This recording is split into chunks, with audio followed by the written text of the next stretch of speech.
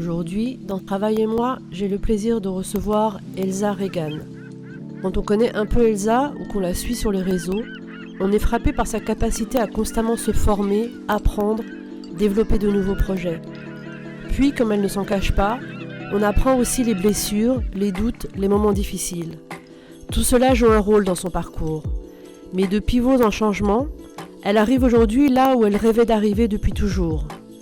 Elsa nous raconte son parcours durant lequel elle a su s'écouter et faire preuve de beaucoup de lucidité. L'intime est universel. Ce récit te renverra sans doute un miroir où trouver l'envie de réfléchir toi aussi à ce qui compte vraiment pour toi dans ta vie professionnelle. Comme d'habitude, on parle de transition de carrière, de reconversion et de choix difficiles. Pas de conseils, pas de solution toute faite pour un épanouissement miracle.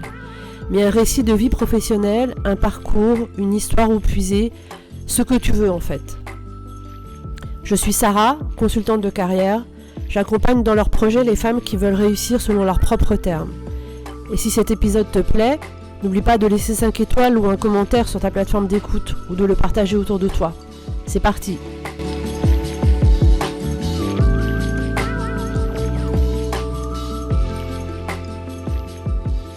Aujourd'hui, j'ai le plaisir de recevoir à mon micro Elsa Regan. Bonjour Elsa. Bonjour Sarah. Comment vas-tu Elsa aujourd'hui? Écoute, ça va, j'ai un muscle un peu bloqué dans le dos, donc voilà, mais sinon ça va, je suis ravie de te voir et qu'on fasse cet enregistrement. Alors, je vais te poser la première question que je pose à tous mes invités. Est-ce que tu peux te présenter sans dire ce que tu fais? Alors, oui, je vais essayer. Donc, je m'appelle Elsa Regan, je suis française, expatriée aux Pays-Bas depuis 25 ans, mariée à un Anglais du Yorkshire, et nous avons 3 fils qui sont nés aux Pays-Bas, et donc nous parlons 3 langues à la maison. Voilà. Sans parler de ce que je fais dans la vie professionnellement. Et j'adore parler avec les gens et je suis fascinée par les histoires de vie et les parcours de vie euh, et comment les gens traversent des difficultés dans la vie. Voilà. Quand tu dis que vous parlez 3 langues à la maison, qui parle quelle langue avec qui? Alors, c'est très mélangé et ça dépend des circonstances. Les garçons parlent beaucoup néerlandais entre eux. Donc, quand on est tous les 5 et qu'on veut intervenir, enfin que moi je veux intervenir ou me faire entendre, ben, parfois je vais parler néerlandais, mais sinon je leur parle français. Mon mari parle anglais. Et quand je parle avec mon mari, en fonction de la conversation et du sérieux de la conversation, ben, si je veux vraiment être sûre qu'il m'entend et qu'il m'écoute, je vais lui parler anglais. Sinon, je monologue beaucoup en français. Parce que ton mari parle français aussi, du coup. Ouais, il parle bien. Il parle bien français. Il est venu étudier en France il y a une trentaine d'années. C'est là qu'on s'est rencontrés, en fait. D'accord. Et quand tu es arrivée aux Pays-Bas, du coup, c'était pour quelle raison? Ça s'est passé comment? Oui. Alors, je suis arrivée en 1999, donc pour des raisons professionnelles, après mon doctorat, une thèse de sciences que j'ai faite à Paris.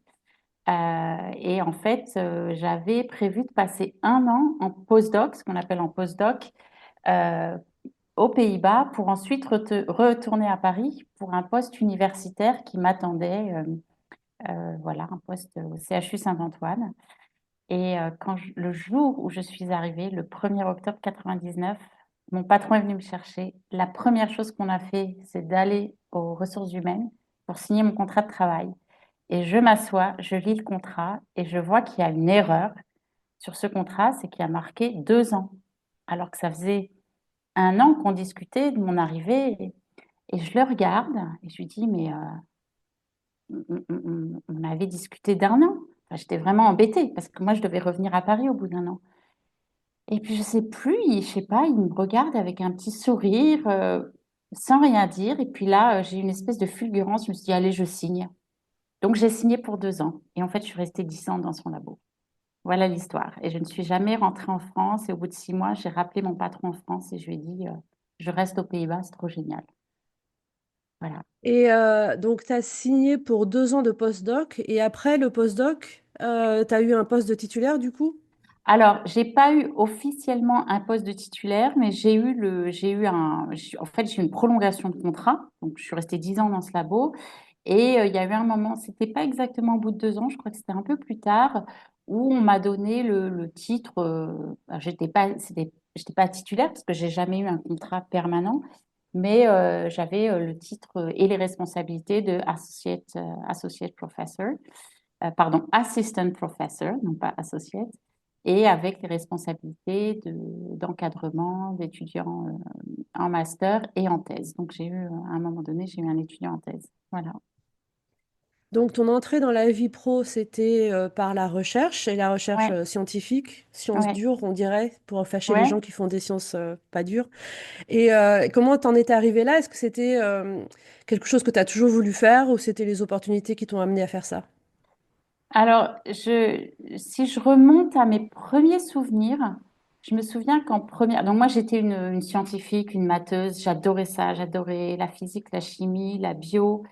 En première terminale, voilà, je crois à l'époque ça s'appelait un bac S, et j'étais claire que j'allais faire une prépa, enfin un peu voilà, la voie royale, c'est ce qu'on disait à l'époque, ce que j'avais entendu. Mais comme j'avais des facilités, j'avais décidé, ok, je vais faire une prépa. Et je savais pas trop si je m'inscrivais en prépa bio ou prépa physique-chimie.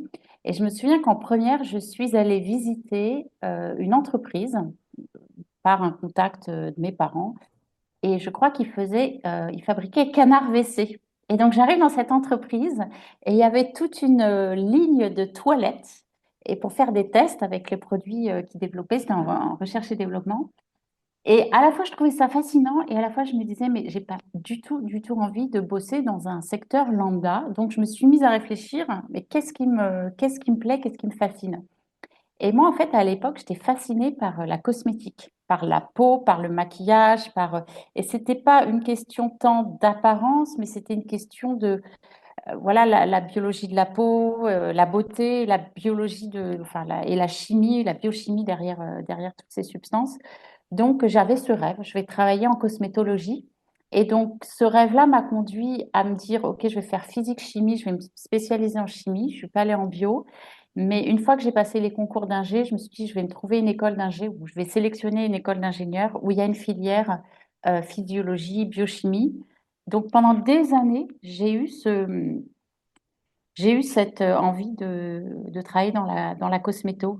Et puis petit à petit, au cours de mes études et au cours de mes stages, je me suis rendu compte qu'en fait, non, je voulais faire de la biologie médicale et plus aller me tourner vers quelque chose qui avait plus peut-être un impact plus important sur la santé et surtout sur la guérison des gens malades. Et mon premier stage, ça a été à la fois mon stage d'ingénieur, parce que j'ai fait une école d'ingénieur, et en même temps un stage de DEA, parce que j'avais combiné le DEA et le diplôme d'ingénieur.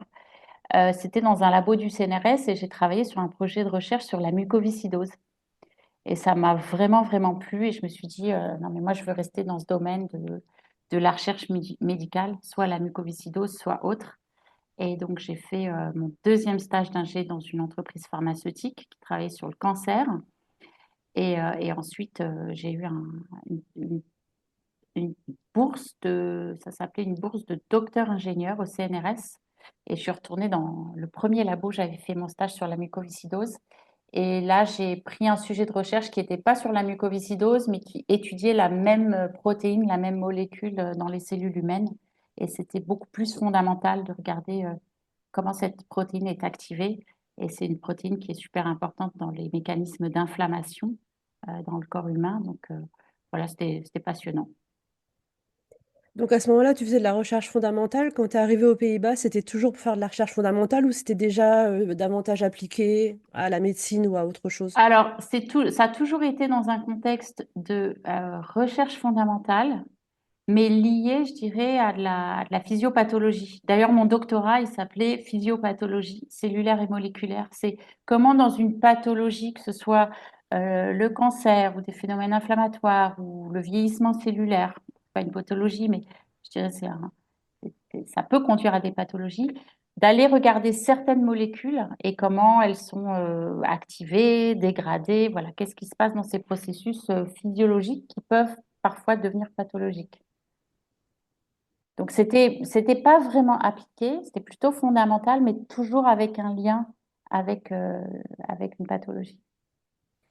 Et tu es restée donc 10 ans dans ce poste de chercheuse à Ouais, l'université.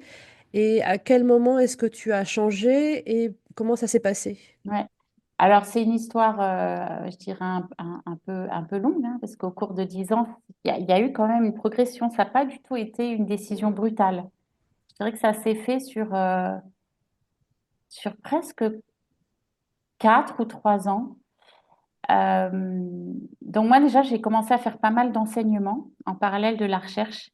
Et plus je devenais expérimentée et senior dans ce poste d'enseignant-chercheuse, plus en fait il y avait une pression financière qui venait du système, du fait que le gouvernement finançait moins de projets de recherche. Et en 2007, donc je pense, oui, ça faisait 7 ans que j'étais dans le labo, 7 ou 8 ans, il y a tout un département qui a déclaré des bankruptcy en anglais, banqueroute. Enfin voilà, ils sont en Faillite, ouais. faillite, faillite, Mm. c'est ça. Qui pour moi, venant de France, était incompréhensible comment un département universitaire peut être en faillite, ce qui fait que l'université a dû en fait virer tout le monde. Les professeurs, les associates, assistant professors qui avaient des contrats permanents. Donc tout le monde s'est fait dégager. Ça a été une source de stress énorme pour ces collègues-là, qu'on connaissait très très bien, parce qu'ils étaient à l'étage du dessus. Et du coup, une source énorme de stress pour ceux qui restaient en se disant, bah, c'est qui les prochains en fait Et de plus en plus, on entendait qu'il y avait des difficultés de financement. Et il y a un moment donné, mon patron m'a annoncé à moi et à d'autres personnes que il fallait qu'on fasse des demandes de financement public. On faisait toujours ça, hein, des demandes de financement à la communauté européenne, aux organismes de recherche nationaux aux Pays-Bas. Et là, ce qu'on nous a dit, c'est bah, vous allez devoir obtenir des financements pour financer votre propre salaire. Alors que jusqu'à présent, les demandes de bourse, c'était pour financer un technicien, un étudiant en thèse, un postdoc. Et alors moi, quand j'ai entendu ça, j'ai dit, alors là, non. C'est-à-dire, je ne vais pas passer mon temps et mon énergie intellectuelle à me soucier de ramener de l'argent pour ma recherche, pour mon salaire. Je ne veux plus évoluer dans ce système. Et en fait, les 2 dernières années de mon poste, je faisais quasiment que de l'écriture de financement. Et j'étais beaucoup moins dans le labo. Bon, bien sûr, je supervisais mes étudiants, mais j'ai un peu perdu la foi dans le système. Et j'avais décidé d'abandonner mon poste, enfin d'abandonner ma possibilité de carrière universitaire en France, tellement j'avais adoré le système néerlandais, tellement il y avait d'opportunités. Et puis en fait, quelques années plus tard, je me suis rendu compte que il y avait ces difficultés. Et moi, ça a été un choix progressif mais très conscient de je ne veux plus travailler dans ce contexte. Et je crois que j'ai bien mis 2 ans avant de faire le deuil. Enfin, ça a été un processus très long et assez douloureux de finalement de faire le deuil d'une carrière académique qui était mon rêve et dans laquelle je m'éclatais en fait. Voilà, donc voilà comment ça s'est passé. Et c'est le jour de mon anniversaire, je crois, des 36 ans, 35 ans, je ne sais plus. Je me suis dit, bah voilà, je prends cette décision, je vais faire autre chose dans ma vie professionnelle. Donc il y a eu un avant et un après de ce jour d'anniversaire. Mais j'ai bien maturé 2 ans cette réflexion et cette décision. Et quand tu as décidé de faire autre chose, tu avais une idée précise de ce que tu voulais faire ou tu t'es ouverte aux opportunités qui allaient se présenter? Alors, j'avais pas du tout d'idée parce que mon énergie intellectuelle, cognitive et tout, ce tout ce qui se passait émotionnellement, elle avait été, comment dire, utilisée pour prendre cette décision.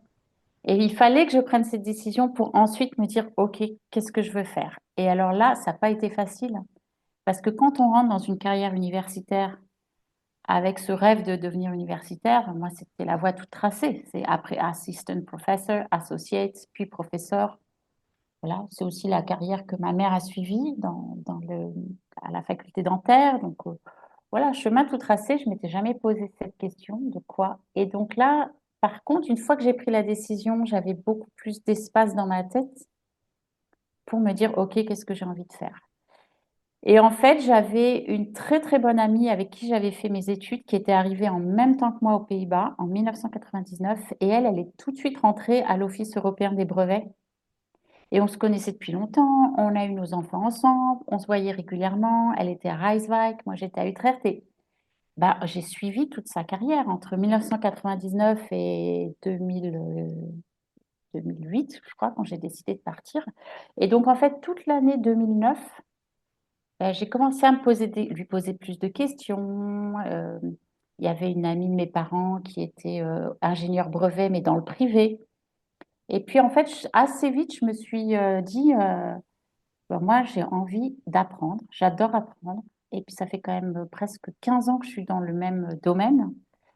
Qu'est-ce que je peux faire pour repartir à zéro en termes d'apprentissage sans jeter à la poubelle tout ce que j'ai fait jusqu'à présent? Et en fait, les brevets, ça me paraissait une option parfaite. Parce que quand on rentre dans ce domaine-là, en fait, il faut avoir un background scientifique et technique. Et ensuite, on va étudier l'aspect légal, la loi européenne des brevets. On ne peut pas faire le contraire. On ne peut pas venir du légal et faire des brevets. Et donc, j'ai vraiment creusé la question, j'ai pas mal networké, je me suis renseignée et je me suis dit, ben, en fait, ça me paraît super. Et puis, je suis tombée enceinte de mon troisième. Et puis, je me suis dit, ben, de toute façon, c'est pas avec mon salaire universitaire en étant maman de trois enfants, même s'il y avait mon mari qui gagnait bien sa vie, je me suis dit, très bien, les brevets, ça va être aussi financièrement une belle sécurité. Donc, voilà, je me suis lancée dans cette idée. J'ai pris le temps vraiment voilà, d'aller regarder à droite, à gauche, de discuter, de regarder les options. Et en gros, il y avait trois options. C'était rentrer à l'Office européen des brevets, mais pour ça, il fallait que je parle allemand et je ne parle pas allemand. Donc, je me suis dit, OK, je m'inscris au CNED en allemand. Bon, j'ai jamais démarré les leçons. Je m'étais inscrite.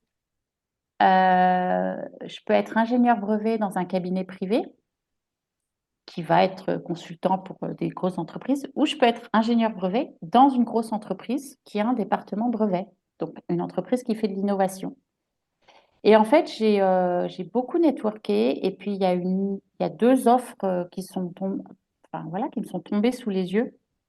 J'ai répondu aux deux offres, aux deux annonces et j'ai été sélectionnée et donc on m'a offert ces deux jobs. Et donc j'ai eu le luxe de pouvoir choisir entre un cabinet privé néerlandais ou rentrer chez Danone aux Pays-Bas dans le département brevet euh, de la R&D de Danone aux Pays-Bas. Voilà. Et j'ai décidé d'entrer chez Danone. Et t'es resté combien de temps chez Danone du coup? Alors, en fait, j'ai postulé, je devais être enceinte de 6 ou 7 mois. Donc, je suis rentrée 6 mois après. Parce qu'en fait, j'ai eu mon bébé, j'ai eu mon troisième enfant, et je suis rentrée avril 2010 et je suis partie en septembre 2014. Donc, ça fait 4 ans et demi. Ouais, 4 ans et demi chez Danone. Donc 2 ans au brevet, en fait. J'ai fait une transition professionnelle pendant mon temps chez Danone. Donc finalement, je ne suis restée que 2 ans dans cette fonction. Donc Danone t'a ouvert ses portes alors que tu étais enceinte. Ah oui, alors ça, c'est une histoire fantastique, hein, parce que j'étais quand même bien enceinte quand j'ai passé mes entretiens. J'en ai eu plusieurs. Et ça faisait 9 mois qu'ils cherchaient un candidat. Et je leur ai dit, écoutez, moi, c'est mon troisième enfant. A priori, je ne vais pas en faire un quatrième. Enfin, c'était sûr. D'ailleurs, c'était ma quatrième grossesse, en fait. Et on s'était dit, ce sera le dernier enfant.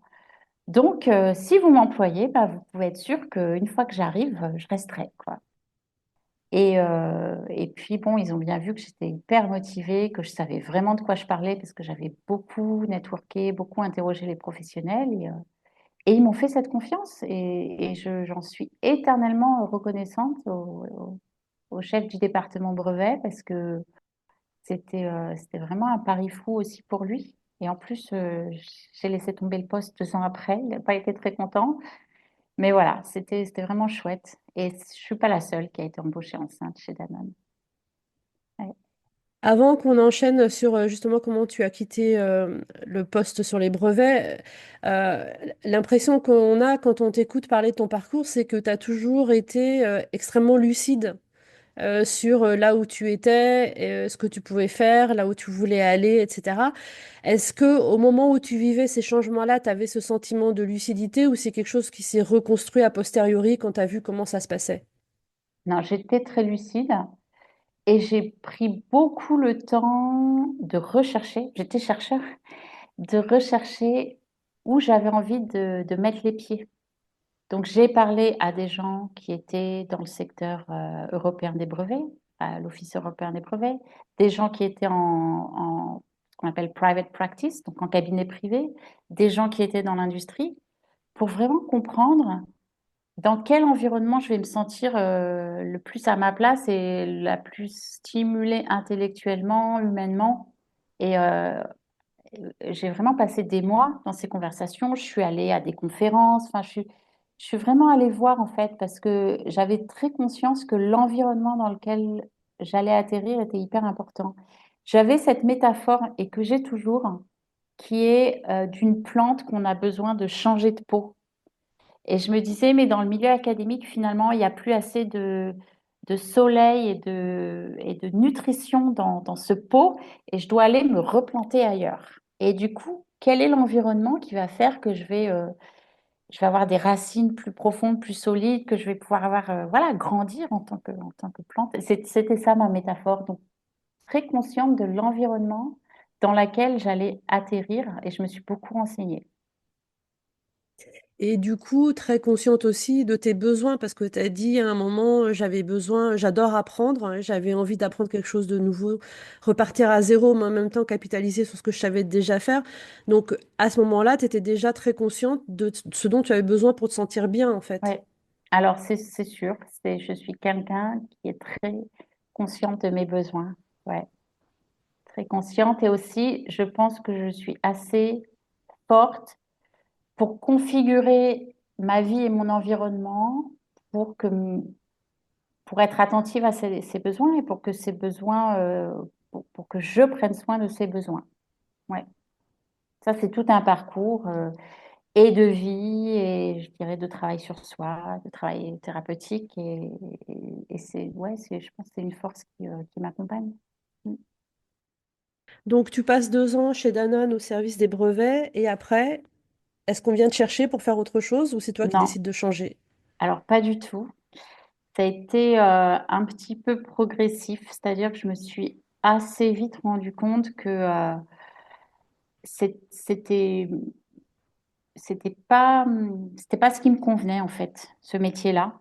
Il y avait une vraie, je dirais, stimulation intellectuelle. Mais en fait, c'était un travail très individuel. Et moi, j'étais venue en entreprise pour le travail collectif. Parce qu'en fait, dans le milieu académique, c'est aussi très individuel, quoi. C'est sa carrière, ses articles, sa recherche. Et en fait, j'ai pas trouvé ce collectif dans ce poste-là. Et, et puis, je trouvais que c'était compliqué de travailler en collectif. J'ai pris pas mal d'initiatives, mais et en fait, ce qui s'est passé, c'est deux éléments qui se sont passés, c'est que au bout de à peu près un an et demi ou 2 ans, c'est structurel dans le milieu des brevets, c'est qu'il faut d'abord faire un an et demi ou 2 ans pour ensuite s'inscrire à la formation qui va nous permettre de préparer les examens pour le brevet européen. Et ça, c'est Danone qui allait payer cette formation, qui coûte une fortune. Donc, je devais signer un contrat avec Danone qui stipulait que soit je reste jusqu'à l'obtention de ce certificat, c'est payé par Danone et je reste quelques années après, soit si je quitte, je devrais rembourser une certaine somme. Et en fait, j'ai mis des semaines et des semaines à signer ce contrat et j'ai finalement décidé de ne pas le signer. Et entre-temps, mon papa est mort. Et la mort de mon père m'a vraiment fait réfléchir, bien sûr, hein, c'est un tsunami, la mort d'un parent, enfin la mort d'un proche, et ça m'a vraiment fait réfléchir sur le sens de la vie, le sens de ma vie, ce que j'ai envie de faire, et puis et, euh, et le fait de décider de faire quelque chose qui me plaisait vraiment. En plus, il est mort brutalement, donc aussi ce sentiment de ben, la vie peut être très courte et ce besoin et ce désir de faire vraiment ce qui me plaît. voilà, ça m'a donné la force en fait, de faire un abandon de poste. Et donc, j'ai déclaré, et là aussi, hein, j'ai pris du temps. C'était pas juste après la mort de mon père, mais c'est cette réflexion et cet événement qui ont fait que j'ai pris mon courage à deux mains et j'ai déclaré que je n'allais pas signer ce contrat et que je voulais quitter cette fonction, mais que je voulais rester dans cette entreprise que j'adorais. Et c'est ce que je suis allée déclarer aux ressources humaines. Il n'y avait pas de poste pour moi, mais on a entamé ensemble une réflexion de pouvait se faire et je pense qu'ils avaient aussi envie de me garder. Et donc, j'ai eu beaucoup de chance parce qu'un poste a été créé pour moi dans une fonction de direction scientifique. Il y avait un nouveau patron qui arrivait du business. Il avait assez peu de connaissances, enfin pas de connaissances ni de compréhension scientifique.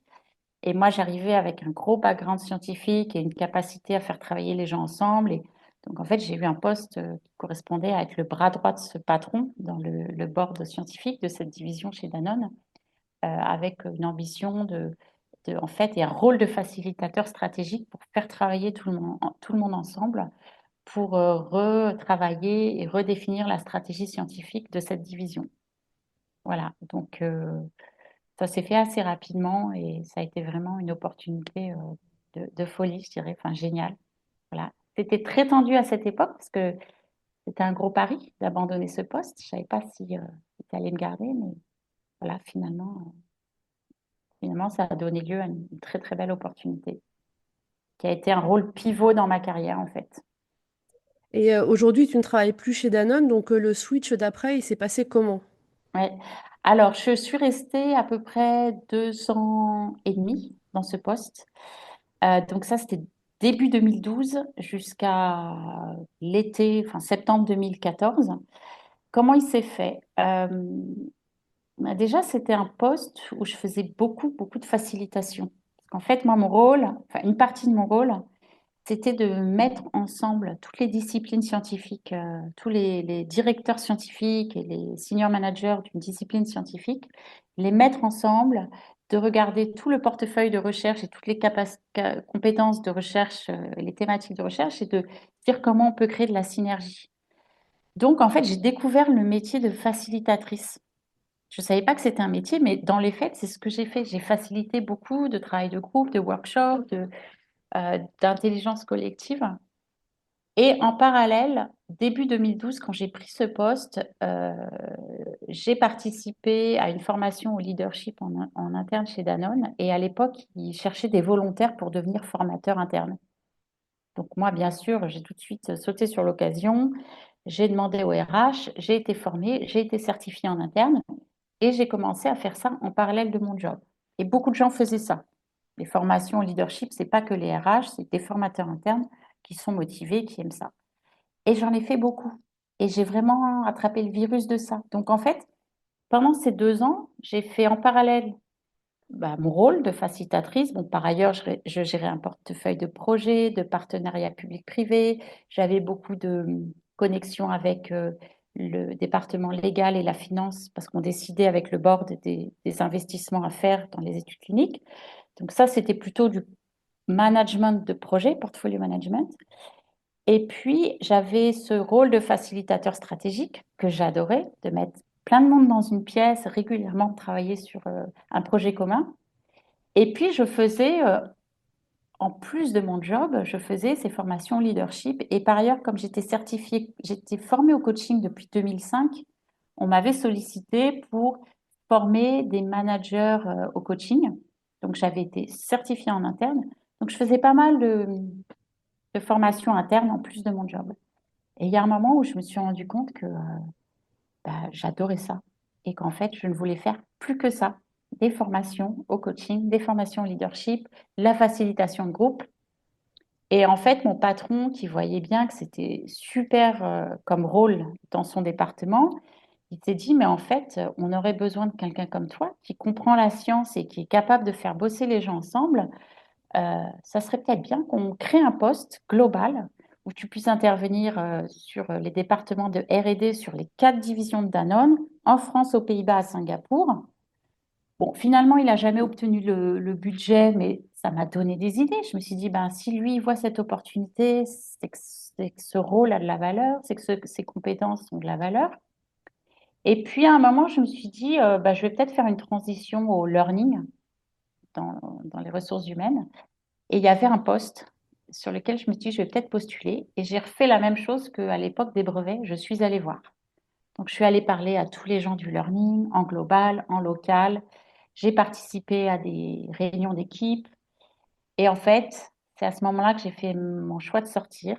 C'est que je me suis dit, si je prends ce poste pour devenir un learning director d'une fonction, en fait, moi, je vais pondre de la stratégie learning et je vais passer mon temps à faire des slides et à essayer d'obtenir du budget ou convaincre le business d'investir dans le learning.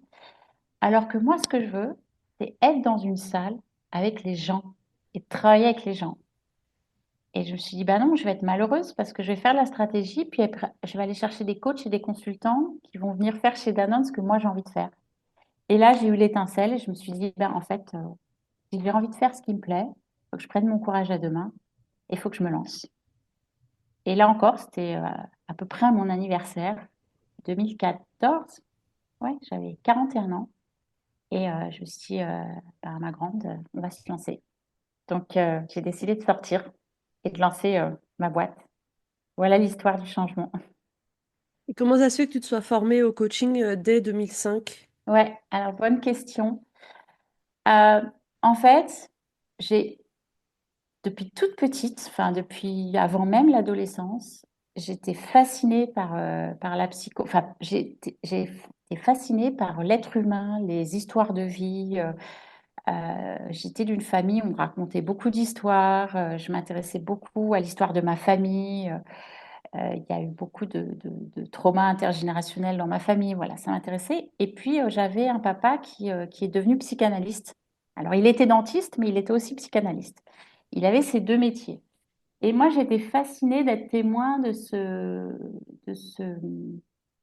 la naissance de cette deuxième profession dans sa vie. Parce que j'étais préadolescente quand il s'est lancé. Donc, je l'ai vu progresser. Et à la fois, donc j'étais très en contact avec ce métier, en fait, avec ses lectures, et puis moi-même, assez jeune, j'ai entamé une psychanalyse. Et en fait, je me suis rendu compte que, oui, j'avais ce désir et ce rêve de devenir psy, mais pas psychologue, pas psychiatre et pas psychanalyste.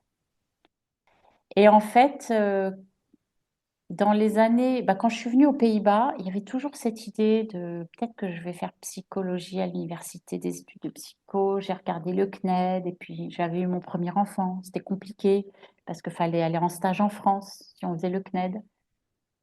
Donc j'étais un peu, ouais, j'avais un peu mis en suspens ce rêve un peu de côté. Et puis, sont revenus dans les conversations avec l'Université d'Utrecht le fait qu'il y avait zéro formation pour nous, les profs, enfin, les assistant, associate, professeurs, professeurs. On n'avait aucune formation au management et au leadership. Et je suis allée voir les ressources humaines, ils m'ont proposé d'en monter une. J'ai contacté une université américaine qui avait lancé une formation. Puis en fait, c'était un truc énorme, je ne me sentais pas du tout compétente. Donc, je regardais un peu, qu'est-ce que je peux faire? Et puis, je tombe sur une petite annonce dans Psychologie Magazine en France, fin 2004. L'Université Paris 8 ouvre sa première formation universitaire au coaching en France. Puis, je lis la description. Ça a duré un an. C'était à Paris, mais c'était 2 jours par mois. Et c'était universitaire. Et je me suis dit, enfin, voilà, j'ai suivi mon gut feeling. Je me suis dit, non, mais en fait, c'est pour moi. Je ne ferai pas psycho, mais je vais aller faire ces études de coaching parce que ça me donnera aussi beaucoup de billes sur ma posture d'encadrante avec mes étudiants. Et puis peut-être que ça me donnera, voilà, en tant que manager d'étudiants en sciences. Donc c'était un peu cette démarche. C'était pas, je me disais pas, je vais devenir coach. Je sais pas, j'avais 31 ans, je me sentais beaucoup trop jeune pour devenir coach. Euh, mais je me suis intéressée au coaching plus comme un substitut de formation au management et au leadership, et parce que j'avais eu toujours cet intérêt pour la psychologie. Et en fait, ouais, mon patron m'a payé la formation parce que je lui ai vendu ça, que ça allait me permettre d'encadrer de façon plus, alors c'est pas efficace, mais de façon plus éclairée mes étudiants. Et donc, fin 2005, j'ai eu mon diplôme universitaire de coaching à Paris. Voilà. Et quand tu t'es lancée, donc en 2014, tu t'es lancée à ton compte, c'était avec l'idée de faire quoi? Est-ce que le coaching rentrait en ligne de compte ou c'était autre chose qui te motivait à cette époque? Alors, il y avait trois choses dans mon projet. Il y avait la facilitation, parce que ça, j'en avais fait beaucoup et je me rendais compte que c'était avec mon profil scientifique, expérience corporate et la facilitation, que j'avais vraiment une valeur ajoutée, une combinaison de compétences uniques. Il y avait la formation au leadership, j'avais quand même, et au coaching, j'avais quand même beaucoup pratiqué chez Danone. Et puis, j'hésitais à me relancer dans le coaching parce que ça faisait quand même 8 ou 9 ans que j'avais pas pratiqué depuis mon diplôme. Donc finalement, ce que j'ai fait en discutant avec des gens qui avaient des boîtes de coaching, de facilitation, beaucoup m'ont dit, mais remets la main à la pâte, retourne pas tout de suite faire des études de coaching parce que je voulais reprendre une formation tout de suite. J'ai dit, non, non, remets la main à la pâte. Et donc, je me suis dit, je vais prendre des clients pro bono, donc gratuitement. Je vais proposer à trois quatre personnes de les coacher sur une période assez conséquente et je vais me trouver de la supervision. Donc, en fait, je me suis trouvé une superviseuse avec qui j'ai en fait bossé pendant 7 ans par la suite. Et c'est comme ça que je me suis remise au métier de coach enfin, très cadré finalement, avec des objectifs de coaching, un contrat de coaching, des séances régulières. Et j'ai accompagné, je crois que c'était 4 personnes. Et en fait, ça m'a vraiment rassurée, donné confiance. Et du coup, j'ai fait ça avant de quitter Danone en fait, et j'ai continué après. Et quand je me suis lancée avec ce titre, enfin ces trois activités. Donc, il y avait le nom d'une société, et c'est Easy to Learn, Here to Learn, et c'était de la facilitation, de la formation et du coaching. Et très vite, j'ai eu des demandes de la part de sociétés pour accompagner des leaders, enfin des individus en coaching. Et j'ai commencé à faire pas mal de coaching en individuel au départ. Voilà. Et aujourd'hui, tu fais toujours du coaching en individuel ou tu es plutôt focalisé sur les entreprises? Ouais. Alors, c'était du coaching individuel en entreprise. En fait, j'ai quasiment que des clients qui sont des gros groupes internationaux. C'est le contexte dans lequel j'aime le plus travailler. Euh, j'ai encore un peu de coaching individuel. Je dirais que j'ai régulièrement une petite dizaine de clients, jamais plus. Par contre, je me suis vraiment spécialisée dans l'accompagnement des équipes. Donc, il y a eu une transition. Alors, j'ai toujours fait de la facilitation de groupe, mais au début, là, ça fait 10 ans que je suis à mon compte. Enfin, on est à notre compte parce que mon mari m'a rejoint dans l'aventure. Euh, Maintenant, je passe beaucoup plus de temps à travailler avec le groupe et le collectif, les équipes, que l'individuel en coaching. Et à quel moment ton mari t'a rejoint dans l'aventure, justement? Ouais. Alors, en fait, on a quitté nos emplois en même temps, début 2014, enfin lui début 2014, un peu avant que je prenne ma décision. Donc moi, j'étais encore plus pétrifiée de peur parce qu'il avait quitté son boulot, il s'était mis à son compte. Donc à l'époque, il avait un gros projet de consulting, mais il n'y a jamais de sécurité. Ça peut s'arrêter du jour au lendemain. Et je me suis dit, mais j'y vais quand même. Donc on s'est retrouvés en 2014 tous les deux. Et on a chacun créé notre structure, ZZP aux Pays-Bas. Donc c'est l'équivalent de indépendant en France. Donc on avait chacun nos clients, nos activités. Et au bout de 2 ans, notre comptable nous a dit, ça fait plus trop de sens d'être deux ZZP. Euh, Mettez-vous ensemble et montez une structure genre société anonyme. Enfin, on a monté une BV. Donc 2016. C'est 2016 que Ici to Learn existe en tant que BV. Et moi, j'étais super contente et j'ai dit, il y a juste une condition. Je dis à mon mari, je dis, je veux garder le nom Ici to Learn auquel je tenais beaucoup. C'était le nom de ma première structure. Donc, on est passé de Ici to Learn ZZP à Ici to Learn BV. Voilà. Donc, ça fait 10 ans que Ici to Learn existe.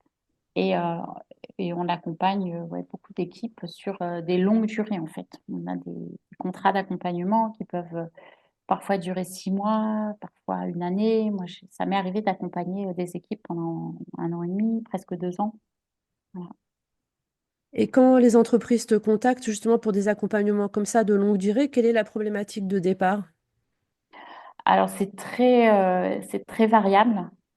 Ça peut être à l'occasion d'une nouvelle organisation qui se met en place.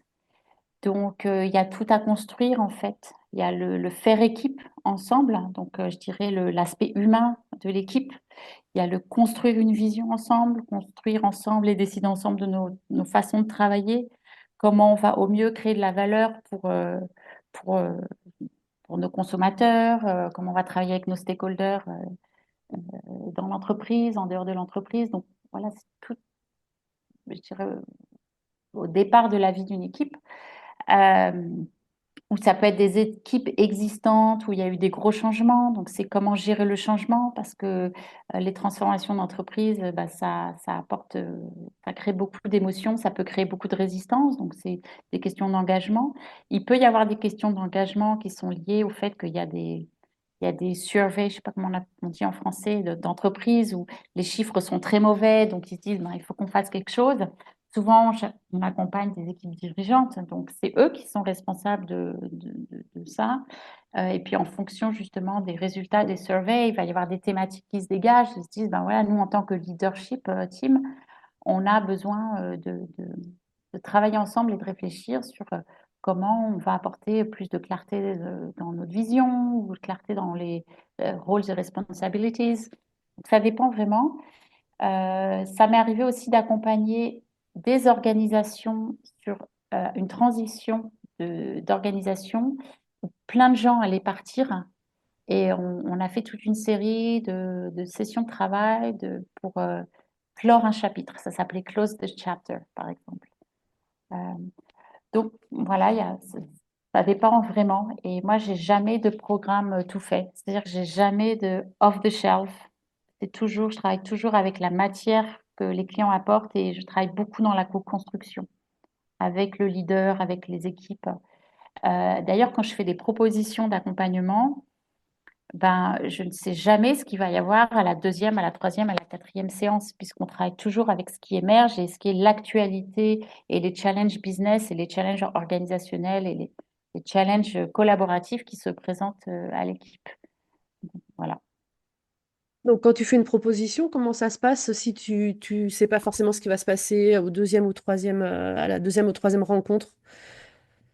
Et ben, en fait, ce que j'explique et ce que je propose, et en général, les gens qui font appel à moi ont un certain degré de confiance, c'est que je leur explique justement que le principe de l'accompagnement d'équipe, du coaching d'équipe, c'est de travailler dans l'émergence. Donc, je peux leur dire, bah, voilà, si on fait un accompagnement classique, moi, je préfère démarrer avec un kick-off qui fait 2 jours, et en général, c'est assez scripté. J'ai des éléments qu'on retrouve toujours dans ce démarrage d'accompagnement. Ces éléments, ils vont donner lieu au fait qu'il va y avoir certaines choses qui vont être mises en place, donc on va faire du suivi, mais je ne peux pas deviner à l'avance ce qui va émerger, quelles vont être les lignes directrices de ce coaching. Mais par contre, je leur explique que d'une séance à l'autre, on va aller regarder ce qui s'est passé entre 2 séances, qu'est-ce qui a fait que l'équipe a avancé, n'a pas avancé sur leur sujet business. Et on va aller regarder comment l'équipe travaille ensemble et comment l'équipe a des difficultés à travailler ensemble. Euh, et en général, les leaders me font confiance. Et puis, il y en a pour qui c'est impossible de travailler comme ça. Donc, ils ne me choisissent pas en tant que coach. Donc, voilà, il y a eu des contrats que je n'ai pas eus parce qu'il y avait des gens qui voulaient un programme tout tracé pour une intervention. Et moi, j'ai aucun problème à dire, bah, c'est pas comme ça que je travaille. Donc, voilà. Et puis, ça m'est aussi arrivé vraiment de dire, je pense que je suis pas la bonne personne et ce que j'apporte n'est pas forcément la bonne approche pour travailler avec vous. Et comment tu mesures le succès de tes interventions? Alors, ça, c'est une question, je dirais, assez compliquée, la mesure du succès, les KPI pour le coaching. Euh, je ne suis pas sûre que ce soit quelque chose qui se mesure avec des KPI. En tout cas, on n'a jamais de tableau de bord, mais c'est à la fois du ressenti de l'équipe, dans leur vie d'équipe, où ils constatent qu'il y a beaucoup plus de fluidité et ils savent repérer à quel endroit il y a encore des difficultés. Et puis donc ça c'est plutôt, je dirais, de l'intangible. Et dans les tangibles, il y a des choses qui se produisent. C'est-à-dire qu'il y a certaines équipes qui vont euh, déjà, il y a les surveys. Quand j'accompagne des équipes sur une année, il y a des chiffres hein, d'engagement. Ça, j'ai déjà vu des équipes où il y avait vraiment une grosse différence sur certains chiffres, sur la clarté de la communication, communication de la vision. Et puis, il y a des équipes qui en fait, organisent les choses complètement différemment. Donc, ils vont produire un,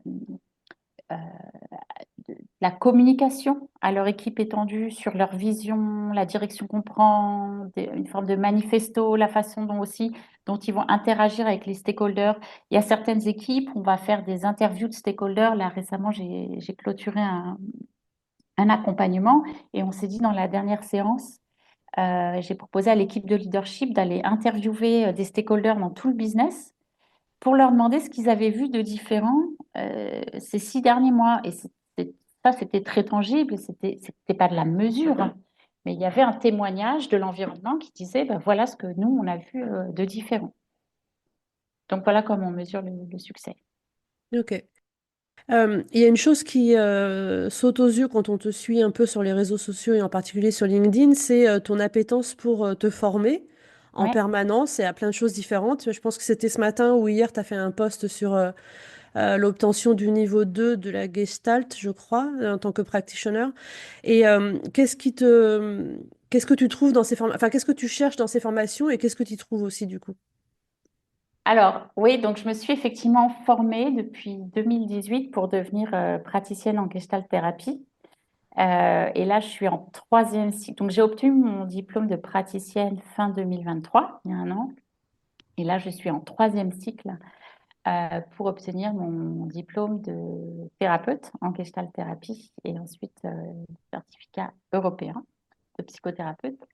Alors, qu'est-ce que je trouve? Donc, moi, en fait, j'avais ce rêve, comme je te l'ai dit, de devenir psychologue, de devenir psy quelque chose. Et ça ne pouvait pas être psychanalyste, ni psychiatre, ni psychologue clinicienne. Enfin, c'est pas ce que je voulais. Et j'ai découvert la gestalt à travers le coaching. Et donc, j'ai fait une formation de coaching et gestalt. Et en fait, très vite, je me suis rendu compte que la posture gestaltiste, c'était quelque chose qui me parlait vraiment, où je me retrouvais. Et donc, ça a été une évidence pour moi de me dire, ben, je vais aller me former à la gestalt thérapie pour devenir psychothérapeute, enfin, thérapeute enfin, gestalt thérapeute. Donc ça répond à ce rêve, en fait, d'accompagner les gens en souffrance et voilà, et d'accompagner les gens aussi qui ne sont pas en souffrance, mais qui ont envie d'évoluer, de bouger dans leur vie. Et donc, il y a une forme de passion. Moi, j'ai une passion pour les histoires de vie, pour les histoires de relations, pour comment les gens naviguent dans leur vie. Donc, voilà, les études de psy, de thérapeute, c'est ça. Et c'est de l'accompagnement. Et au cours de ma carrière de coach et de ma formation de coach, parce que je me suis reformée régulièrement au coaching, en approfondissement, et en 2016, j'ai refait une formation. Et je me rendais compte, donc j'étais déjà assez expérimentée, j'étais déjà en activité, et je me rendais compte en fait que dans ma pratique du coaching, les thématiques qui me faisaient le plus vibrer, c'était quand il y avait des professionnels qui, dans leur milieu professionnel, rencontraient des difficultés avec des enjeux de confiance en soi, d'estime de soi, des enjeux relationnels, des enjeux vis-à-vis de la hiérarchie qui étaient souvent en lien avec des choses, des fardeaux qui se baladaient, qui se trimballaient, pardon, souvent depuis l'enfance, enfin depuis la jeunesse en fait. Et c'est là que j'ai fait le lien avec les empreintes traumatiques et à des choses non résolues. Et c'est là où je me suis dit, mais en fait, et puis je me suis rendu compte que le coaching pouvait aussi avoir un effet thérapeutique. Et c'est là où je me suis dit, mais en fait, j'ai envie d'aller explorer du côté de la thérapie, non pas pour faire de la thérapie en entreprise, parce que malheureusement, c'est pas possible, bien que je sois persuadée que ce serait super utile de officiellement proposer des thérapeutes en entreprise, mais parce que je me rendais bien compte que le coaching, bah, il peut être un coaching de performance où on va s'intéresser à comment on performe mieux, mais que d'aller s'intéresser vraiment à la vie intérieure de l'être humain et qu'est-ce qui bloque les personnes pour être plus heureux dans leur job et plus heureux dans leurs relations professionnelles, il y a souvent beaucoup de choses liées à l'intime et c'est ça qui m'intéresse. Et donc, c'est pour ça que je suis allée me former à la thérapie et aussi parce que j'avais envie d'être psychothérapeute. Voilà. Donc j'ai deux métiers. Enfin, j'en ai trois maintenant parce que je travaille aussi dans un autre domaine, les psychédéliques. Mais tout ça est très lié, en fait. C'est vraiment lié à l'humain, au développement personnel et au travail aussi sur son histoire personnelle et ses propres souffrances. Et tu disais que ça serait intéressant d'avoir des thérapeutes en entreprise. Du coup, est-ce que c'est le rôle de l'entreprise de fournir un soutien thérapeutique à ses employés? Est-ce qu'il n'y a pas quelque part un mélange des genres entre le privé et le professionnel, Ben, justement? bien sûr, c'est pour ça que ça n'existe pas. Alors, ça existe peut-être dans certains pays ou dans certaines entreprises, je ne sais pas en fait, mais ça n'existe pas. Il y a vraiment, je dirais, une question éthique. Et voilà, je sais qu'il y a il y a des médecins en entreprise, enfin, qui sont dans des instituts séparés, qui vont donner des arrêts maladie quand il y a des burn-out et qui vont prescrire un accompagnement pour les gens qui sont en arrêt de travail. Euh, alors, dans ces situations-là, oui, parfois il y a de la prescription de coaching et de thérapie. Je ne pense pas que l'entreprise prenne en charge s'il y a prescription thérapeutique. Par contre, ils prennent en charge quand il y a une prescription de coaching. Je le sais bien, parce que moi, j'accompagne aussi des gens qui reviennent d'un burn-out ou qui sont en burn-out. Euh, et ça, c'est payé par l'entreprise. Donc, oui, ça peut brouiller les lignes. Et à la fois, je pense que ça pourrait être extrêmement bénéfique euh, pour, euh, pour l'entreprise de financer, donc de permettre à des gens d'avoir une thérapie financée par l'entreprise. Mais bon, moi, je milite pas pour ça. J'ai pas des idées très arrêtées là-dessus, mais je vois bien dans ma pratique du coaching que, en fonction des personnes et en fonction des demandes de coaching, il y a souvent des thématiques qui émergent dans le coaching qui sont liées à des choses qui, si elles ne sont pas traitées dans un espace thérapeutique, ça va être, ça va être compliqué pour la personne d'avancer à cet endroit-là.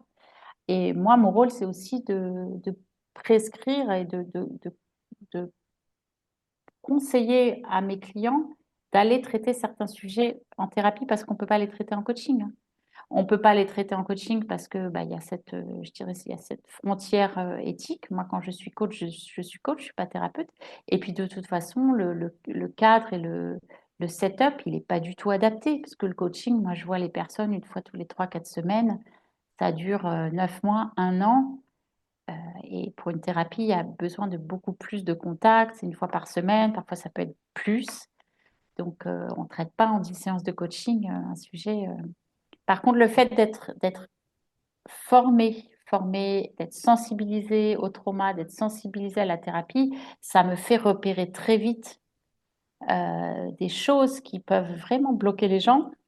Et ça permet parfois d'aller regarder ça, mais je dis toujours, on regarde ça au service du présent et du futur, et on ne regarde pas ça pour aller comprendre ce qui s'est passé à cette période de ta vie, et on ne va pas régler ça. Mais c'est comment ça se joue actuellement dans ta relation professionnelle, dans ta difficulté à prendre telle décision, ta difficulté à, à prendre telle place dans l'entreprise. Voilà. Donc, c'est des éclairages différents, je dirais. Ça donne des éclairages différents. Après, c'est à la personne de choisir d'aller travailler ça dans un environnement thérapeutique. Tu as mentionné tout à l'heure que maintenant tu intervenais aussi dans le domaine des psychédéliques. J'ai vu aussi sur ton profil LinkedIn que tu avais fait des formations en breathwork. Mhm. Qu'est-ce qui t'a amené à ces deux pratiques-là spécifiquement? Ouais. Alors, c'est une expérience personnelle dans mon propre trajet thérapeutique, parce que c'était vraiment dans cette démarche que je suis allée voir du côté des psychédéliques. Euh, et j'ai découvert la puissance de ces deux approches et en fait, et que je ne connaissais pas du tout. Enfin, j'avais un peu entendu parler de breathwork, Mais en fait, les psychédéliques, je n'en avais jamais entendu parler. J'avais d'ailleurs jamais consommé aucune substance. C'est à peine si j'ai bu un verre d'alcool dans ma vie à l'époque où je vais faire ma première. Enfin, là, j'ai très peu bu. J'ai jamais été bourrée de ma vie. J'ai jamais fumé un joint. J'ai jamais fumé une. Enfin, j'étais vraiment l'antithèse de la personne qui s'intéresse à ce genre de substance. Et en fait, je traversais une période de ma vie très, très douloureuse, très compliquée, familialement. Et j'étais en thérapie et c'est ma thérapeute qui, depuis quelque temps, me disait, Elsa, t'es tellement bloquée, t'es tellement cognitive, et t'es tellement dans le mental que pour descendre un peu dans le corps et aller travailler tout ce trauma, plus dans l'émotionnel et dans le corps, ça serait bien que tu explores ce qu'on appelle les états modifiés de conscience. Et pour ça, tu peux faire de la respiration holotropique.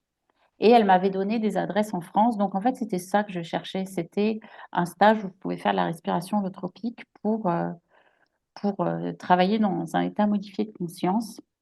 Et c'est une technique qui est connue et reconnue pour travailler efficacement sur des traumas qui sont bloqués dans le corps. Et en fait, en cherchant, parce qu'aucune date et aucun nom qu'elle m'avait donné me convenait dans mon calendrier, et j'ai fini par chercher à une date qui me convenait et aux Pays-Bas parce que je trouvais rien en France. Et donc, je suis tombée, mais alors complètement par hasard, si on, je ne crois pas tellement au hasard, mais je tombe sur cette retraite où il y avait justement du breathwork. Et puis, ça parlait de psychédélique et psilocybine. Et moi, je n'avais jamais entendu parler de ça. Mais ça dirigeait vers quelques articles, quelques documentaires. Donc, je commence à regarder. Et puis là, je vois que ah bah, il y a des articles scientifiques publiés dans les journaux que moi je lisais quand j'étais scientifique. Ah, il y a des études cliniques. Ah, c'est fait à des instituts hyper célèbres. Donc ça m'a l'air super sérieux. Et je me suis beaucoup, beaucoup renseignée. Je me suis dit, mais c'est incroyable ce domaine de recherche clinique. Et ça m'a un petit peu rassurée. Bon, j'étais moyennement rassurée d'aller faire cette retraite, mais en fait, j'allais tellement mal. Et voilà, et je faisais aussi très confiance dans ma thérapeute qui, elle non plus, connaissait pas trop les psychédéliques, mais sur le côté respiration, elle m'avait vraiment poussée à faire ce travail en état modifié de conscience. Donc j'y suis allée un peu la boule au ventre, mais aussi avec la confiance que c'était un domaine qui scientifiquement était vraiment en expansion et aussi légalement, puisque à l'époque déjà, je voyais qu'il y avait dans certains pays une utilisation légale des psychédéliques dans un cadre clinique, notamment en Suisse. Aux États-Unis, ça commençait à bouger petit à petit. Voilà, en Australie, en Allemagne, il y a eu. Donc voilà, c'est comme ça que je me suis lancée après cette expérience. Bon, moi, j'en ai fait pas mal, des expériences moi-même psychédéliques, et puis je me suis formée au breathwork, je me suis formée à l'accompagnement avec les psychédéliques, et je pratique. En même temps que je me suis formée, j'ai pratiqué. Donc, j'interviens maintenant au sein de 3 collectifs, hein, 3 instituts pour des retraites collectives. Et j'ai lancé aussi un accompagnement individuel que je pratique donc en toute légalité aux Pays-Bas avec une substance qui est légale aux Pays-Bas, qui sont donc les truffes à psilocybine. Les truffes, c'est des substances naturelles. Et voilà, donc j'ai démarré cette activité cette année. Est-ce que tu peux nous parler de la respiration? Si tu as donné le nom de cette respiration qui Ouais, provoque un état modifié de conscience, est-ce que tu peux ouais. nous en parler un petit peu? Ouais, alors en fait, moi, je ne me suis pas formée à la respiration holotropique, mais je me suis formée à ce qu'on appelle le rebirthing. Donc, c'est une autre façon de créer un état modifié de conscience. C'est basé sur les mêmes principes physiologiques et biologiques, qui est ce qu'on appelle la respiration circulaire continue, c'est-à-dire qu'on va inspirer et expirer sans faire de pause.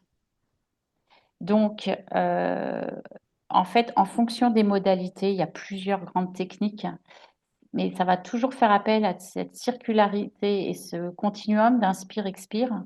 Du coup, comme on ne fait pas de pause, ben en fait, on est en hyperventilation et ça va créer des réactions dans le corps. Le rebirthing, je trouve que, alors déjà, on n'utilise pas de musique, c'est très doux, c'est par le nez, alors que l'holotropique, c'est des respirations, des inspirations très fortes par la bouche avec des musiques très fortes. Donc voilà, c'est des modalités différentes, mais au final, ça met les gens dans un état modifié de conscience. L'impact que ça a, c'est que ça peut faire remonter euh, des mémoires traumatiques, libérer beaucoup, beaucoup de libération émotionnelle, et ça fait du bien. Voilà. Mais ça fait travailler beaucoup de choses parce qu'il y a beaucoup de matériel qui remonte. Alors, on n'est pas inconscient, on est en état modifié de conscience, mais ça fait remonter des insights, des compréhensions, des mémoires. Et surtout, il y a une forme de, je dirais, de purge émotionnelle. Ça peut être très émouvant et beaucoup d'émotions qui sortent, que ce soit de la tristesse, de la colère. Voilà. Et avec les psychédéliques, tu obtiens les mêmes résultats, même si la pratique est différente, ou ça fonctionne différemment? Alors, ça fonctionne différemment d'emblée. Enfin, je veux dire, la respiration, on n'ingère pas de substances. Les psychédéliques, alors il y a différentes classes de psychédéliques et en fonction des substances, ça va agir différemment. Mais la psilocybine que j'utilise, les truffes à psilocybine. Cette molécule, c'est un analogue de la sérotonine, donc elle va aller agir au niveau du cerveau, des récepteurs, de certains récepteurs à la sérotonine. Donc, c'est pas du tout les mêmes mécanismes. Ça met en état modifié de conscience. Après, il y a des préférences. Il y a des gens pour qui il est impensable d'ingérer une substance, donc ils vont préférer le breathwork. Moi, je trouve le breathwork, alors j'en ai fait beaucoup, beaucoup, beaucoup. Je pense que j'en ai fait beaucoup trop parce que je me suis formée très intensément et je trouve ça difficile physiquement, le breathwork. Et en fait, moi, je préfère l'expérience avec les psychédéliques parce que je trouve que ce sont des expériences plus profondes. Mais je sais qu'il y a des gens, puis dans les retraites collectives, on utilise les deux modalités. Il y a des gens c'est très personnel. Il y a des gens qui préfèrent le breathwork et qui vont avoir des expériences plus profondes et des gens qui préfèrent l'expérience avec les psychédéliques. Je pense que c'est très personnel. Mais physiologiquement, ce ne sont pas les mêmes mécanismes. Et en termes de résultats, il y a un état modifié de conscience et ça permet de faire remonter les mêmes émotions, les mêmes traumas. Alors, moi, je dirais que mon expérience, c'est que c'est très différent parce qu'une séance de breathwork, en tout cas telle que je les ai pratiquées, ça dure pas plus de 2 heures, hein, alors qu'un voyage psychédélique, ça peut être entre 6 et 12 heures en fonction de la molécule. Bon, moi, j'ai travaillé qu'avec la psilocybine, donc je ne connais que cette molécule psychédélique. Je sais avec certaines autres molécules qui sont très étudiées en psychiatrie, notamment le LSD, par exemple a été très étudié en psychiatrie et il y a des études cliniques en ce moment, mais c'est plus difficile à mettre en place dans un cadre clinique parce que ce sont des voyages de 12 heures. Donc, pour avoir un psychiatre et un psychologue à ses côtés pendant 12 heures, ça coûte cher, c'est compliqué. Euh, donc, le fait qu'il y ait, donc c'est très différent physiologiquement, mais aussi dans la durée. Donc, il y a une richesse de l'expérience et de ce qui va émerger, que ce soit des images, des souvenirs, les insights. C'est un voyage émotionnel. C'est extrêmement riche quand on fait un voyage de 4 à 6 heures sous psilocybine. Et en fait, j'ai plus d'expérience en accompagnement des états modifiés de conscience avec la psilocybine qu'avec le breathwork maintenant. Donc, c'est difficile. Et puis, je pense que je suis biaisée parce que moi, je préfère ce travail-là. Donc, je ne peux pas donner une réponse très, très objective, ni très scientifique sur la différence entre les deux. Et du coup, ce que j'essaie de comprendre, en tout cas pour les psychédéliques, on se souvient de tout ce qu'on a ressenti pendant le voyage, ou c'est des gens qui doivent être témoins de ce qui s'est passé, qui nous racontent finalement comment ça s'est passé. Alors, on se souvient pas de. En fait, on se souvient et en fonction de ce qu'on. Nous, on conseille toujours en fin de voyage de soit d'écrire du journaling, soit de faire un dessin, parce que il peut y avoir des choses qui, dès le lendemain, vont partir de notre mémoire, vont être moins précises dans nos souvenirs. Euh, mais oui, on se souvient de beaucoup, beaucoup de choses et on est en état modifié de conscience. Ça veut dire qu'on est conscient, on n'est pas inconscient. Donc oui, on se souvient et on se souvient de beaucoup de choses. Mais ça peut être tellement, tellement riche que en fait, il y a des souvenirs et des éléments du voyage qui vont faire figure, et puis il y a des choses qui vont passer un peu dans le background et qui vont revenir petit à petit. Donc, c'est après, ce qu'on appelle le travail d'intégration, où on va en fait aider les personnes à faire sens de ce qu'elles ont vécu, à se souvenir, et puis à raccrocher un peu tous ces souvenirs ensemble. Et voilà. Et en fonction des molécules avec lesquelles on travaille, par exemple sous MDMA, qui est la molécule de l'ecstasy. Alors moi, j'en ai jamais pris et j'ai jamais accompagné, mais dans mes formations, j'en ai beaucoup entendu parler. J'ai même eu, dans une des formations, il y avait des vidéos de séances qui avaient été faites dans une clinique. Et c'est très impressionnant parce que sous cette molécule, les patients, enfin les clients sont très en contact avec le thérapeute et parlent beaucoup. Donc le thérapeute prend des notes ou enregistre par vidéo pour capturer toute cette parole, tout ce qui va venir de la personne. Sous psilocybine, on n'est pas trop dans le dialogue avec les personnes dans l'environnement. Et c'est plus un voyage intérieur. Et c'est plus ça qui nous reste en mémoire. Et c'est ça qui va faire la matière ensuite du travail d'intégration. Hmm. Et donc au début, tu as utilisé ces méthodes pour toi, c'est comme ça que tu les as découvertes, et tu as décidé de te former. Et à toi personnellement, enfin, tu nous dis ce que tu as envie de nous dire, qu'est-ce que ça t'a apporté, et est-ce que le fait de passer à l'étape de la formation, ça a continué à t'apporter quelque chose à toi personnellement? Alors, moi, donc déjà, j'ai eu plusieurs expériences. Donc, c'est un peu difficile de résumer ce que ça m'a apporté. Mais moi, j'ai travaillé, enfin, et j'ai été amenée au psychédélique dans une période de ma vie qui était très compliquée, très difficile, avec beaucoup de souffrance autour de la thématique maternelle et de mon expérience de mère. Parce que, comme je l'ai écrit d'ailleurs sur les réseaux sociaux, c'est pas un secret, j'en ai parlé. C'est que mon expérience maternelle, c'était une grande expérience de souffrance et depuis assez longtemps, et ces dernières années, liée à l'incarcération de mon fils aîné, qui a été incarcéré pendant plus de 4 ans suite à des actes commis, enfin des actes graves. Mais en fait, la difficulté que j'ai eue en tant que maman et qu'on a eue en tant que parent avec notre fils aîné, elle n'a pas démarré à l'adolescence, elle a démarré bien avant.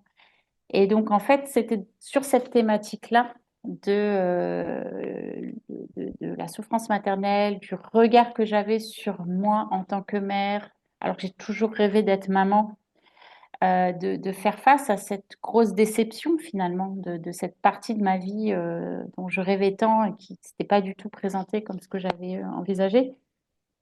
Et en fait, cette approche thérapeutique des psychédéliques, ça m'a complètement fait revisiter mon vécu de mon rôle de maman et ça m'a complètement réconciliée avec mon rôle de mère, avec mon fils, avec mes autres fils. Enfin, et voilà, ça. Alors, il n'y a pas eu que ça. On a eu de la thérapie familiale sous injonction judiciaire. Enfin, on a été, ça faisait partie de la peine du trajet judiciaire de mon fils.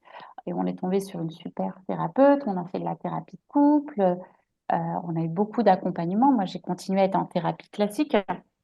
Mais quand même, je dirais que les psychédéliques, c'est ce qui a vraiment débloqué quelque chose et qui m'a fait accéder et travailler toute une partie de mon histoire que je connaissais bien, mais qui me l'a fait travailler d'une façon différente. Donc, sur le trauma intergénérationnel, et ça, c'est assez classique aussi dans les psychédéliques et le travail avec la psilocybine, c'est l'accès à des mémoires traumatiques intergénérationnelles donc qui remontent de plusieurs générations et auxquelles on a accès d'une façon, pour l'instant, difficilement explicable, mais qui m'a permis, moi, de faire sens de certaines choses qui avaient été vécues dans ma famille et qui, quelque part, avaient affecté ce qui se passait dans ma famille et dans mon rôle de mère et avec mon fils. Voilà, voilà tout que ça m'a apporté. Et tout au long de ton parcours, ce qu'on perçoit, c'est l'envie d'apprendre, de te développer, d'évoluer, etc. Est-ce qu'aujourd'hui, tu as des projets qui se forment encore ou est-ce que tu te dis, je vais continuer ce que je fais aujourd'hui et voir ce que ça donne? Alors, en ce moment, donc j'ai trois lignes d'activité et c'est ça mes projets, c'est continuer le coaching en entreprise, coaching exécutif, notamment avec les équipes. Ça me donne énormément d'énergie. C'est là aussi où j'ai le plus, je dirais, de compétences parce que, enfin, voilà, je suis formée au coaching depuis 20 ans maintenant, j'exerce depuis 10 ans. Euh, euh, voilà, j'adore ça. J'adore travailler dans le monde du travail, dans l'entreprise, dans le collectif. Donc, c'est continuer à développer, à me développer en tant que coach. Il y a l'installation en cabinet en tant que thérapeute. Donc là, voilà, je suis en train de faire des démarches administratives pour m'installer aux Pays-Bas en tant que gestalt thérapeute, enfin, praticienne en gestalt thérapie, puis quand j'aurai mon diplôme en tant que gestalt thérapeute. Donc là, je suis habilitée, enfin, selon la loi française, je suis habilitée et néerlandaise, je suis habilitée à recevoir des patients en thérapie, puisque je suis inscrite en troisième cycle, que je suis en supervision. Donc ça, c'est mon projet. J'ai un projet d'installation. Donc ce sont des démarches administratives, mais en fait, j'ai officiellement décidé de m'installer. J'ai un cabinet et prête à accueillir mes premiers patients en thérapie. Et il y a ce projet qui est déjà une réalité, que j'accompagne des gens avec les psychédéliques dans des retraites collectives. Donc, au sein de trois collectifs, trois instituts. Un avec qui je travaille 100% français, c'est l'Institut Renaissance ou Renaissance Institute. Et après, deux autres organismes avec qui je travaille aux Pays-Bas toujours et en anglais. Donc, ce travail se fait qu'aux Pays-Bas puisque c'est légal aux Pays-Bas. Donc là, il y a énormément de projets de développement parce que Renaissance Institute, même si c'est pas une structure portée par moi et c'est pas moi qui l'ai fondée, je suis dans la core team. Voilà, on met en place. Enfin, je contribue beaucoup au développement de ce projet. Euh, voilà. Et puis, il y a aussi mon désir, et j'ai commencé cette année d'accompagner des gens en individuel, toujours aux Pays-Bas, avec les psychédéliques, que ce soit en français ou en anglais, donc dans un cadre légal pour des gens qui ont envie de travailler avec les psychédéliques et qui n'ont pas envie du tout de travailler en groupe, en collectif, ou pour qui il y a une forme d'impossibilité à faire ce travail en groupe. Ben, il y a cet accompagnement. Donc ça, c'est mes projets. Ça fait 1 an que je travaille sur ce projet. Donc j'ai monté une deuxième structure qui s'appelle Easy to Breathe et je suis en train de préparer le site web. J'ai travaillé avec une super petite agence de branding qui s'appelle Incubator Studio. Je les cite au passage parce que j'adore leur travail. Et voilà, donc le site est prêt, l'identité visuelle. Et en fait, moi, j'ai juste du mal à trouver du temps pour écrire, mais le site est prêt. J'espère qu'en début d'année prochaine, je lance ce site. Voilà. Donc oui, j'ai des projets de faire évoluer Easy to Breathe, mon activité avec les psychédéliques sur les retraites collectives, et puis le cabinet de thérapie.